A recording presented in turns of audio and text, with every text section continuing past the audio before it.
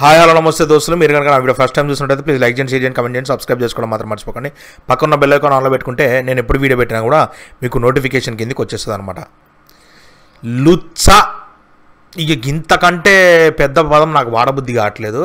మీరు మాత్రం సిద్ధార్థ భయ్య గారు, మీరు మాత్రం మరి అల్లు అర్జున్ భయ్య సినిమా మీద వాళ్ళ పర్ఫార్మెన్స్ల మీద మీరు కమెంట్లు ఇవన్నీ అయితే చేస్తారు మరి బ్రహ్మాండంగా. మరి మీ సినిమాలో మరి ఏం జరిగిందనేది మీరు లోతుగా చూసుకోవాలి కదా. నాకు కాండ్రించి ఉమ్మబుద్ధి అయింది. కాకపోతే మరి సినిమా అభిమాని, సినిమా పిచ్చోండి మరి నేను కూడా మరి కొద్ది గొప్ప మీ ఎఫర్ట్స్ కన్నా కొంచెం రెస్పెక్ట్ ఇవ్వాలి కాబట్టి ఫుల్ ఫ్లెడ్జ్డ్గా అవుట్ అండ్ అవుట్గా బయటకు వచ్చి మొత్తుకోలేకపోతున్నాను నేను. మీరు అర్థం చేసుకోండి ఆ విషయం.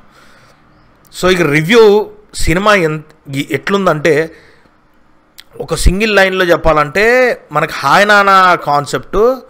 అందులో హాయ్ నానా సినిమాలో ఏమో మన హీరోయిన్కి గతం పిసుకుద్ది, ఇక్కడ సిద్ధార్థకి ఏమో 2 సంవత్సరాలు మెమొరీలోకి వెళ్ళి ఏరేజ్ అయిపోతుంది అనమాట.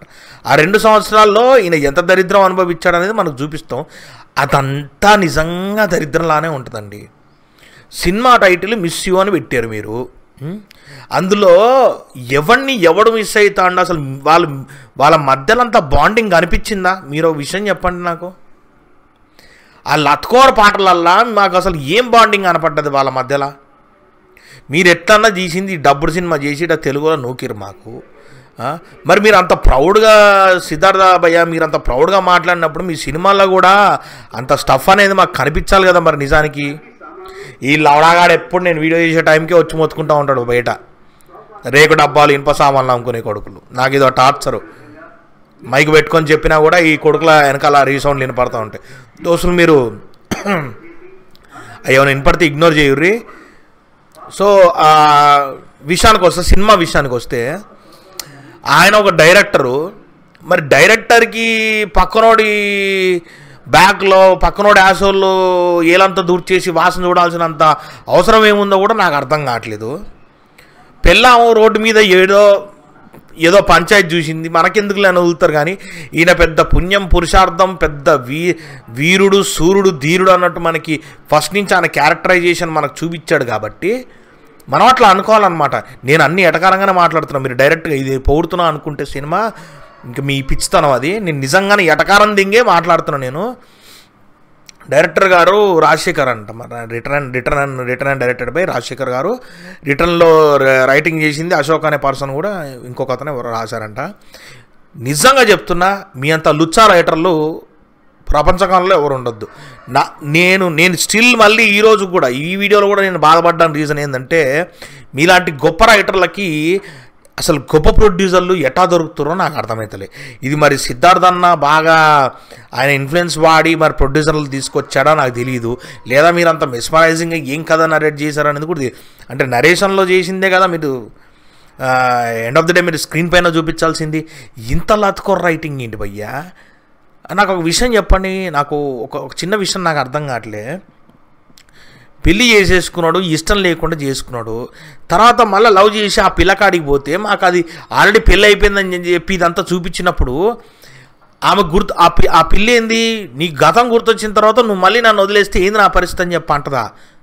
ఇది ఏమన్నా అసలు ఆ బ్రెయిన్కి అందుతుందా? అంటే 2 సంవత్సరాలు వాడు మర్చిపోయి ఫ్రెష్గా ఆ అమ్మాయిని, అంటే వాడేం ఊహల్లో లవ్ చేయట్లేదు, ఫ్రెష్గా వాడు 2 సంవత్సరాలు పాస్ట్ మర్చిపోయినాక మళ్ళీ ఒక న్యూ లైఫ్ స్టార్ట్ చేసి మళ్ళీ ఫ్రెష్గా అమ్మాయిని లవ్ చేసినప్పుడు గతం గుర్తొస్తే ఏంటి, గుర్తు రాకపోతే ఏంటి? లవడా అసలు ఇంత దరిద్రం ఏంద్రా నాయన? నిజంగా నాకు ఎంత గొప్ప గొప్ప రైటర్లు, గొప్ప గొప్ప చరిత్రలు రాసేటోళ్ళు ఉన్నారు ప్రపంచంలో. ఇలా ప్రొడ్యూసర్ దొరికేది నాకు గుద్దం అంటుంది. నాకు ఒకటే, ఈ అసలు రైటింగ్ రాని కుక్కలకి నేను మాట్లాడతా, నేను బరాబర్ మాట్లాడతా. చాతగానోడు సినిమా తీస్తే నాకు వస్తాయి భయ్ మాటలు బరాబర్. చాతనేనోడు, ఎఫిషియన్సీ ఉన్నోడు, ప్రొడ్యూసర్లకు దిమాగ్ లేదా? మీ డబ్బులు ఏమన్నా చెట్లకు కాస్తున్నాయా? మీకు తగలేసుకోవాలని ఉందా డబ్బులు ఏమన్నా? బిజినెసే కదా. End of the day cinema ఇది అనేది మోరల్ బిజినెస్. అది నువ్వు క్లియర్గా మీరు డబ్బులు పెట్టి మళ్ళీ దాంట్లో నువ్వు రెవెన్యూ అనేది చూడాలి. మరి అది అసలు అంత గొప్ప బ్రహ్మాండమైన రైటింగ్ చూజ్ చేసుకున్న వాళ్ళు ఎవరో నాకు అర్థం కావట్లేదు. మరి సిద్ధార్థ భయ్యకి అది నచ్చిందా? అంటే మీరు తీసిన చిన్న సినిమా కనీసం రిఫ్లెక్ట్ అవుతుంది అన్న మినిమం కామన్ సెన్స్ కూడా లేదు సిద్ధార్థ భయ్య మీకు. నేను ఇదే పదం చెప్తున్నా, ఎందుకంటే చిన్న సినిమా నేను చూసా, అవుట్ అండ్ అవుట్ చాలా నీట్ అండ్ క్లీన్ కాన్సెప్ట్ తోటి మంచి ఎమోషనల్ కంటెంట్. ఇప్పటివరకు మన వాళ్ళు ట్రై చేయనివి కూడా కొంచెం ట్రై చేసి బెస్ట్ అవుట్పుట్ ఇచ్చారు, చాలా బ్రహ్మాండంగా తీశారు. మరి కనీసం ఆ సినిమా ఛాయలు కూడా ఉండవా? అది రిఫ్లెక్ట్ అవుతుందన్న మినిమం కామన్ సెన్స్ కూడా ఉండదా? నెక్స్ట్ మూవీకి మనం ఏం తీయాలి, ఏంది, ఎన్ని జాగ్రత్తలు తీసుకోవాలి, ఆ మైండ్ ఉండదా? మరి ఎవరంటే మరి పుష్పాల మీద వాటి మీద ఈ కాంట్రవర్సీ మాటలు మాట్లాడడం, మళ్ళీ ఎగతాలు చేయడం అవతలని. ఈ ఎగతాలు తగ్గించుకుంటే మీ లైఫ్ ఉండేదని మరి నేను కూడా అనుకుంటున్నాను. మరి అది తగ్గించుకోకపోవడం వరకే ఇలా తగలబడింది. మరి నిజంగా చెప్తున్నా అండి, సినిమా మీరు చూస్తే నేను చాలా భరించిన ఆ చిల్లర, అది కామెడీ చేస్తానరన్న ఫీలింగ్ కూడా రావట్లేదు నాకు. వాళ్ళు కామెడీ చేశారు, ఆ టైమింగ్ మరి నేను ఎంజాయ్ చేయాలి. అది తీయడం కూడా దరిద్రమే అండి. ఒక సీన్ నాకు విలన్ వచ్చి డైరెక్ట్ హీరోయిన్ అటాక్ చేస్తాడంటే 4 సుమోల్లో ఆడు ఎంపీనో ఏదో పెద్ద పొలిటికల్ స్టాండర్డ్లో ఉంటాడు. ఒక స్కార్పియోలో వేసుకొని వచ్చి నడి రోడ్డు మీద హీరోయిన్ ఆపేసి వాడు ఆ అమ్మాయికి ఏ పాప పక్కెళ్ళి ఆడుకోమ్మా, నా జోలికి రావద్దు అని చెప్తారనమాట. వాడు ఈమె పెద్ద తీస్మార్క్, అసలు ఆ హీరోయిన్ క్యారెక్టరే లత్కోర్ క్యారెక్టర్ లాగా చూపించారండి. కనీసము క్యారెక్టర్ ఆర్క్ ఒకటి ఉంటుంది కదా, అంటే వాళ్ళ క్యారెక్టరైజేషన్ని క్లీన్గా చూపించి ఆ క్యారెక్టర్ ఆర్క్ ఎలా మారుతుంది, ఎంత ఎమోషనల్ బాండేజ్ మీద మారుతుంది అనేది చూపిస్తారు కదా.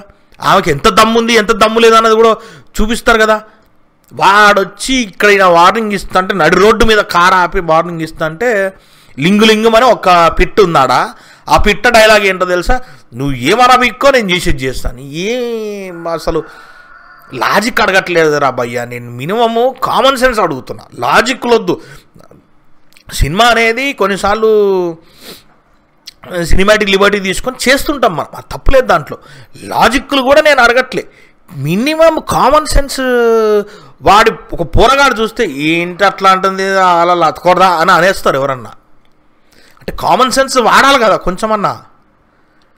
అసలు సెన్స్కి అర్థం కానీ సినిమా చూసినట్టు అనిపించింది నాకు. ఒక్కటే విషయంలో చెప్పాలంటే చూసిన తర్వాత థూ అనాలనిపించింది నాకు. లిటరల్లీ చూస్తున్నంతసేపు హాయ్ నాన్నని దొబ్బేసి ఈడ హాయ్ అమ్మ అని పెట్టుకుంటే అయిపోయేది కదా, లేకపోతే ఇంకేదో పెట్టుకుంటే అయిపోయేది కదా. దాంట్లో ఏమో హీరోయిన్కి హాయ్ నాన్న సినిమాలో హీరోయిన్కి ఫ్యూజ్ దొబ్బితే మళ్ళీ ఎత్తుక్కుంటూ అక్కడికి వెళ్తుంది. అట్లనే ఇప్పుడు దీంట్లో మిస్యూలో కూడా ఈయనకు ఫ్యూజ్ దొబ్బితే ఎత్తుక్కుంటూ ఆమె దగ్గరికి వెళ్తాడు. ఇప్పుడు అక్కడ హాయ్ నాన్న పెడితే నువ్వు ఇక్కడ హాయ్ అమ్మ అని పెట్టుకోవాల్సింది. అట్లీస్ట్ మాకు క్లియర్గా సెన్స్ అర్థమవుతుండే, ఓహో ఈ థాట్ ప్రాసెస్లో కూర్చొని నువ్వు రాసుకున్నావా అని చెప్పి. బట్ స్టిల్ ఆడియన్స్, మనం ఇలాంటి లత్కోర్ సినిమాలు కూడా చూడాలి, ఇలాంటివి కూడా ఎంకరేజ్ చేయాలి. ఇలాంటివి ఎంకరేజ్ చేసినప్పుడే మనం కూడా, జనాలు కూడా, పెద్ద పెద్ద స్టార్లు తీసినా ఎవరు తీసినా రైటర్స్కి ఉండాల్సినంత, అంటే రైటర్స్ షార్టేజ్ ఎంత దారుణంగా ఉంది ఇండస్ట్రీలో అనేది కూడా మనకు కనపడుతూ ఉంటుంది. ప్రతి సినిమా బ్లాక్ బస్టర్లో, ప్రతి సినిమా మహారాజా టైప్ ఆఫ్ దీంట్లో కూడా. బేసిక్గా మహారాజా మనం సేతుపతి గారి సినిమా కథ చాలా చిన్నది, బట్ దాన్ని మనకు మజా రావడానికి ఒకటే ఒక రీజను ఆ స్క్రీన్ ప్లే రాసిన విధానం. సో ఇప్పుడు నిజం చెప్పాలంటే ఇప్పుడు ఆ స్క్రీన్ ప్లే కూడా కొన్నిసార్లు టఫే అనిపిస్తుంది. ఇక్కడ మన కింద కూర్చున్న లోవర్ క్లాస్ వాడికి. మనం కొంచెం ఈ మధ్య బాగా మెచ్యూర్ మైండ్ అయిపోయి బాగా ఎక్కువ ఆలోచించి బాగా బ్రహ్మాండమైన అన్ని రకాల సినిమాలు చూస్తున్నాం కాబట్టి ఈ పాత్రం తెలివి మనకు ఏర్పడి ఆ స్క్రీన్ ప్లేని మనం ఎంజాయ్ చేయగలిగినాం. తీయకండి రాబే ఈ సినిమాలు గీసోంటి. మేము సినిమాలు చూడడానికే కూర్చొని వచ్చాం ఇక్కడ. సినిమాలు చూసిన తర్వాత ఇంకా విరక్తి వచ్చేస్తుంది. నెక్స్ట్ టైం ఈ స్టార్ అంటేనే ఏదో ఈ మళ్ళీ సెకండ్ ఇన్నింగ్ స్టార్ట్ చేసినట్టు స్టార్ట్ చేసింది సిద్ధార్థ భయ్య. అడపదడప చేసుకుంటూ చిన్న దగ్గర ఒక మంచి ప్రాపర్ ఇది అనేది వచ్చింది. మళ్ళీ ఇదేం లత్కోర పంచాయతీ. బంజీర్ రాబే, బంజీర్ వద్దు. మీరైతే పోయి నా రివ్యూ చూసిన తర్వాత మీకు చిరాకు దింగేస్తుంది నాకు తెలుసు. నేను ఇది ప్రాపర్గా నేను ఫ్రాంక్ ఎందుకు చెప్తున్నా అంటే, హాయ్ అమ్మ ఇది సినిమా, హాయ్ నాన్న కాదు, హాయ్ అమ్మ మీకు అట్టే అనిపిస్తుంది. అండ్ వరస్ట్ అసలు ఎమోషనల్ బాండ్ అనేది హీరోయిన్ల మధ్య నీకు ఏడా కనపడదు, కానీ ఒకరి కోసం ఒకరు కొట్లాడతారు.